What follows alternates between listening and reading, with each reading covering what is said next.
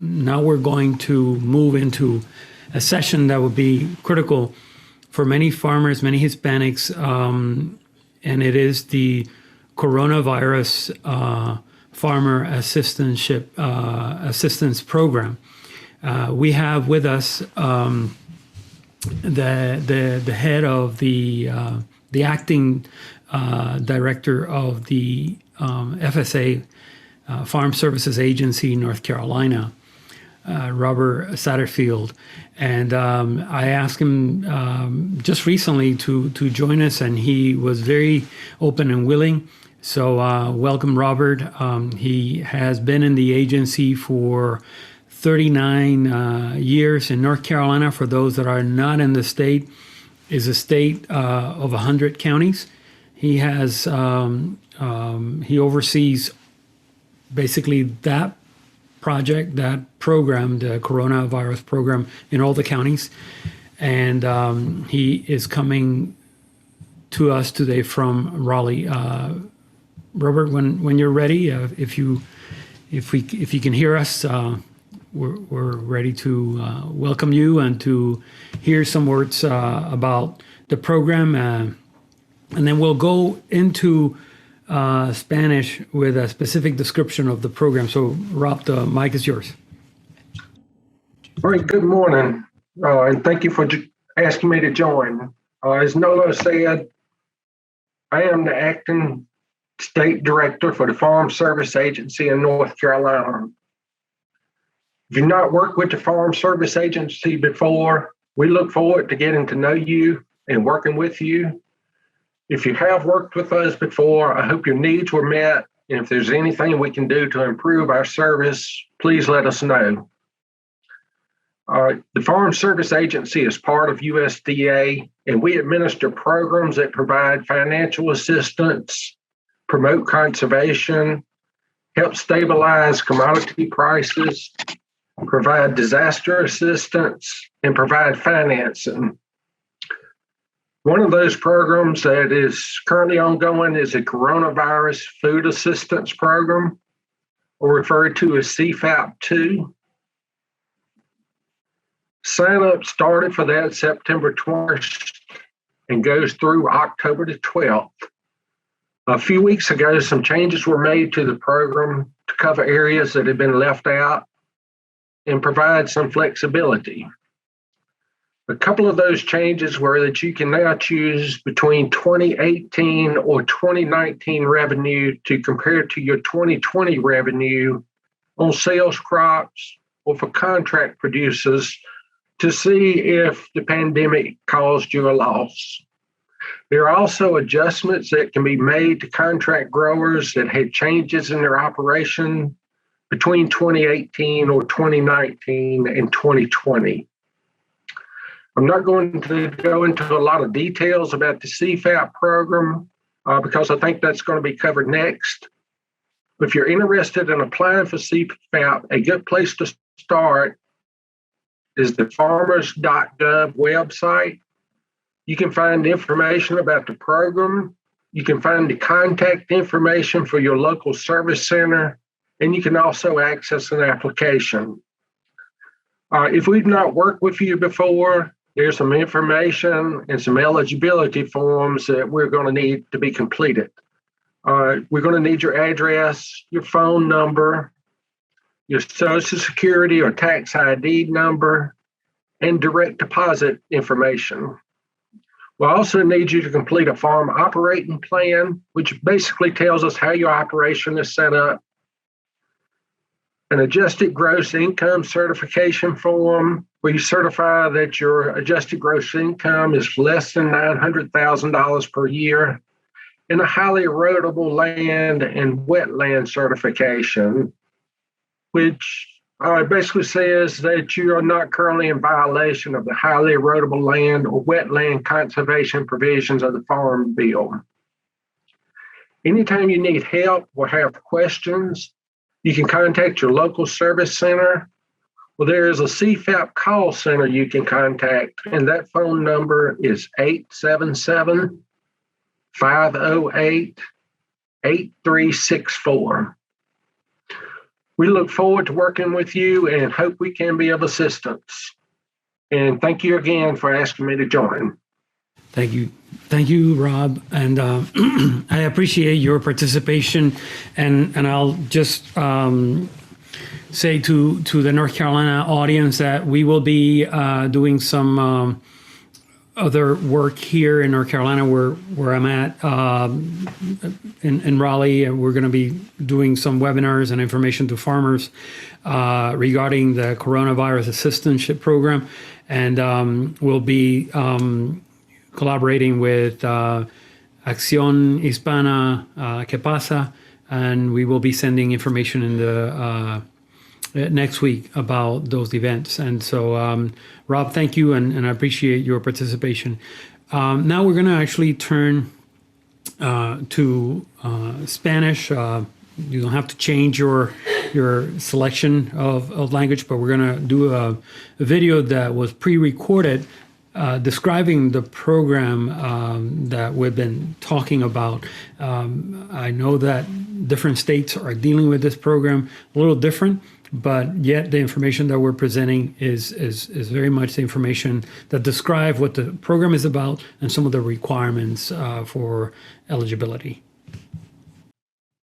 Saludos amigos y amigas de la agricultura y bienvenidos a esta cápsula informativa sobre el programa de asistencia alimentaria contra el coronavirus, mejor conocido como el CFAP2. Esta cápsula es traída a ustedes por Victus, Puerto Rico, Acción Hispana ¿Qué pasa? Media y por supuesto mano-Y-ola, quien es anfitrión de este tercer simposio dedicado a productores y profesionales agrícolas hispanos. Mi nombre es Carol Mendoza y me encuentro acompañada de José Sánchez para traerles información muy importante para todos aquellos productores que se vieron afectados por la pandemia del COVID-19. Buenos días, José.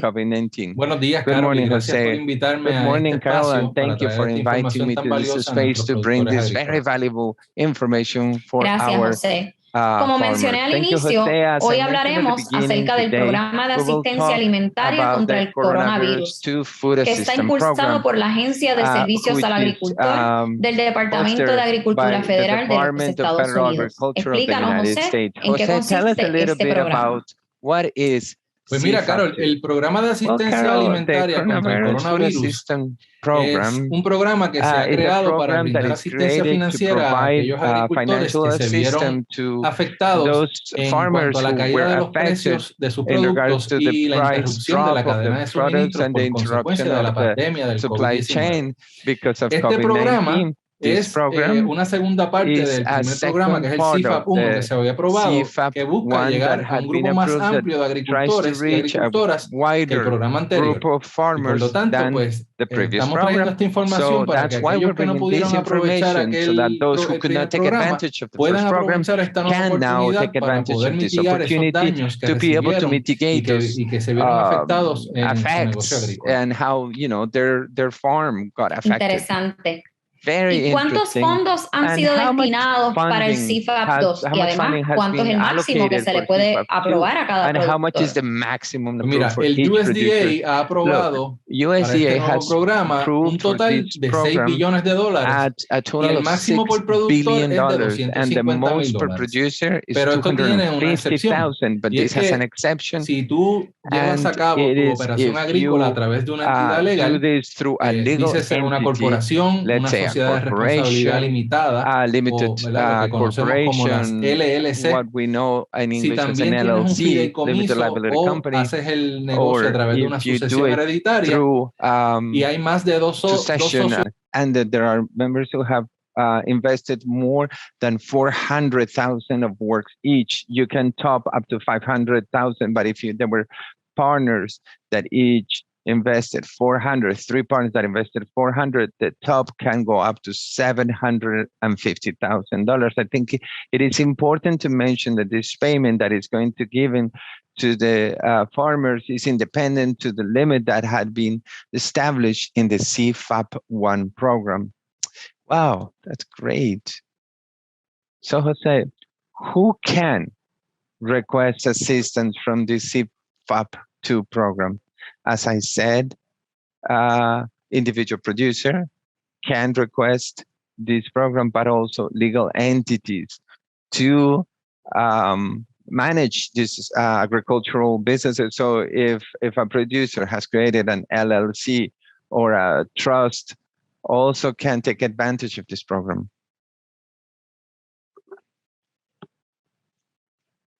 So what products are covered during this program, CFAP2? These eligible products are divided in 3 categories. We're going to talk the price trigger commodities. These are the the things that can cause a drop in price of 5% over a specified period of time. The following products are included: dairy products, corn, eggs, barley, chicken for consumption, pigs, sunflowers, lambs, calves, sorghum, soja, highland cattle, and wheat. So we also have the category of the uniform rate crops. These are the crops that are not considered as price trigger commodities, or that do not have available data to calculate the price, the change in price. We're talking about alfalfa, mustard, canola, lino, amaranth, quinoa, oat, and sesame.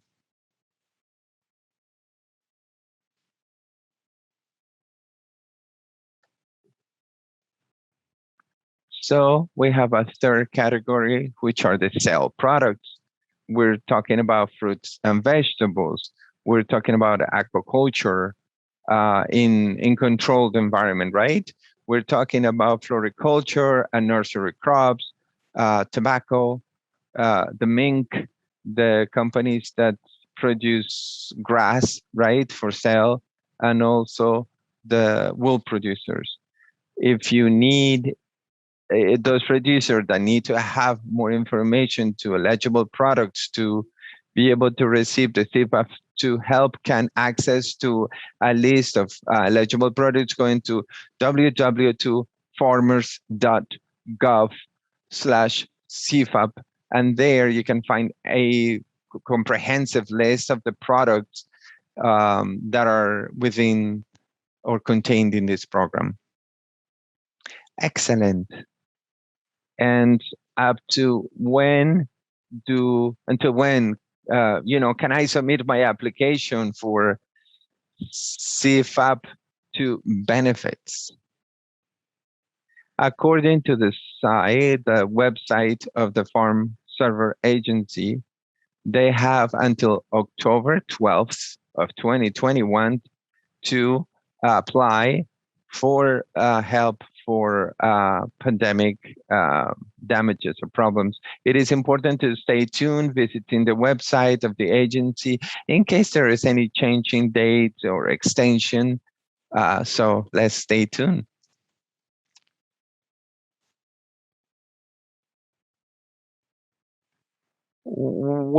Once you decide that you are eligible for this benefit, where do they submit their application?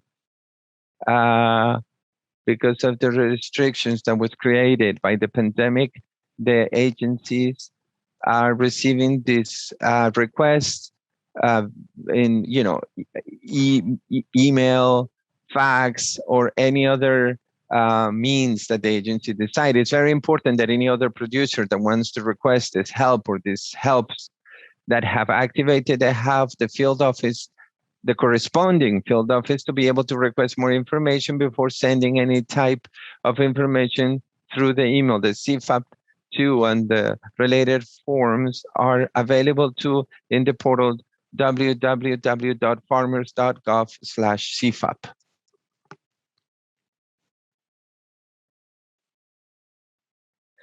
And what happens if the farmer, the farm of a producer or farmer is not registered in the Farm Service Agency? That's a great question. Those of you interested farmers, they must apply to register their farms with Farm Service Agency in order to apply for the CFAP assistance. This is very important because they keep a registry of all the farms that are using and requesting their programs. And it is very important that in this documentation is taken to the field office so that they can provide or assign a farm number.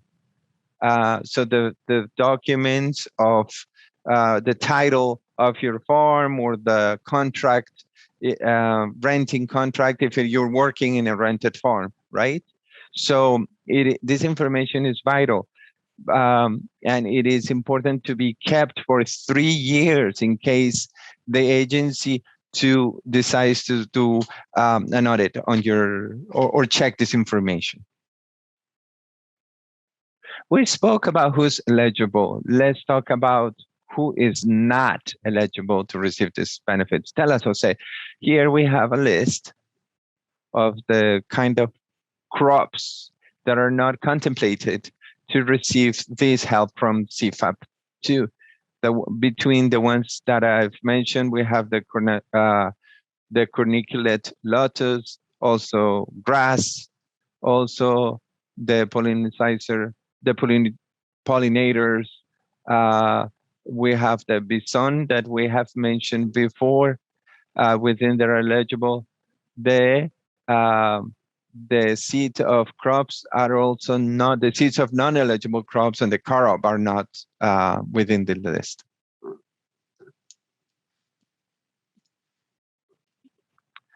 So can an agriculture, someone who's beginning, a farmer who's beginning, can request or can apply for the CFAP2?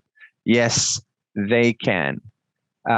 Those who are starting their farms and are starting in this world of the agriculture, they need to know that they have the opportunity to request and to apply for this program. But this is going to be based in the real goals of the producer or the farmer for 2020 from the date that they request this benefit. So it's very important for these producers to know that they have to maintain a documentation that is very detailed of the production that they are doing.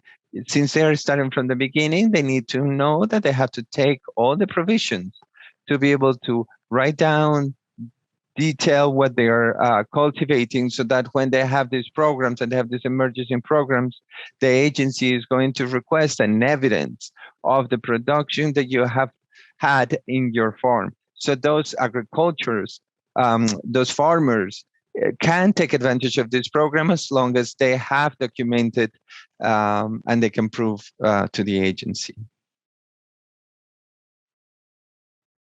And if a farmer or producer has a question, where should they call? Look, the USDA number in order to receive information is the 877-508-8364, or they can look in the internet, the closest field office, and speak with the Farm Service Agency, and I'm sure with a lot of attention they will care for you. Excellent. Thank you, Jose, for this very important information that you have brought us this morning to all our farmers and producers. And remember, if you have an additional doubt, you may contact the closest office from Farm Service Agency, and you can visit the web from USDA, www.farmers.gov/CFAP. Thank you so much. Very important, Carol, to mention everyone that in the booklet that has disseminated, that is given to all the participants of the symposium, there is also the information of the companies Victus, Puerto Rico, in which we're representing, and the agency Acción Hispana, Que Pasa Media, just like mano-Y-ola, are available to be able to inform you of how you can apply for this program for CFAP2. So thank you so much for being with us in this symposium, and we hope that this information about this program to be able to alleviate the impact of the coronavirus pandemic has been of benefit to all of you. Thank you.